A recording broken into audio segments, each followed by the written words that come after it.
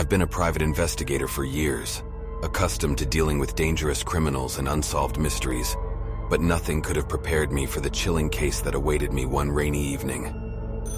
The phone call came in the middle of the night, jolting me awake from a restless sleep. A desperate voice on the other end pleaded for my help. I can't tell you the name, but it was a woman who believed her husband's death wasn't the accident it seemed. Reluctantly, I accepted the case. I had seen enough grieving widows looking for someone to blame, but something about her distress tugged at my heartstrings. As I arrived at the property, an eerie feeling washed over me, as if I was stepping into a different world. The house itself was a grand mansion, but it had an air of decay, as if secrets lingered in its walls. She greeted me with tearful eyes, recounting the night her husband died. She claimed that she saw a shadowy figure lurking in the hallway just before the accident. I chalked it up to grief-induced hallucinations, but as I began investigating the scene, I noticed strange details.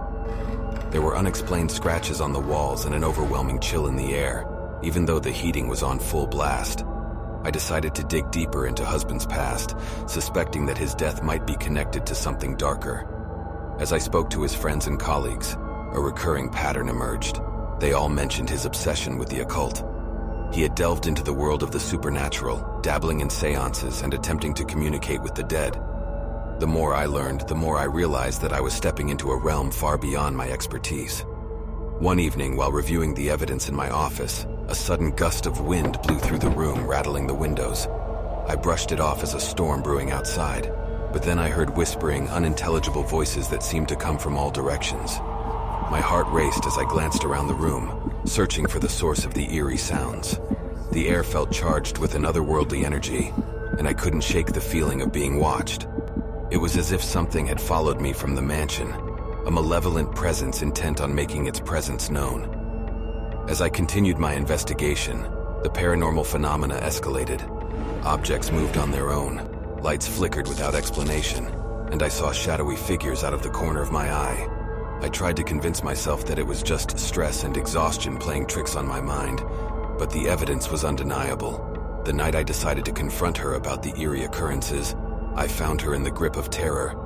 She claimed to have seen the same shadowy figure from the night of her husband's death standing at the foot of her bed. The air crackled with electricity and the room felt stifling despite the cool night air. That night, as I sat in my car pondering the mysterious case, I saw a figure in the rearview mirror. It was a pale face with hollow eyes watching me from the back seat. I turned around, but there was no one there. My heart pounded, and I knew then that I had stumbled into a nightmare I couldn't escape. Fighting the rising panic, I made the decision to leave the case, to walk away from the haunting phenomena that had engulfed me. I returned the evidence and urged her to seek spiritual help. Some cases were beyond the realm of human understanding, and I knew that this was one of them.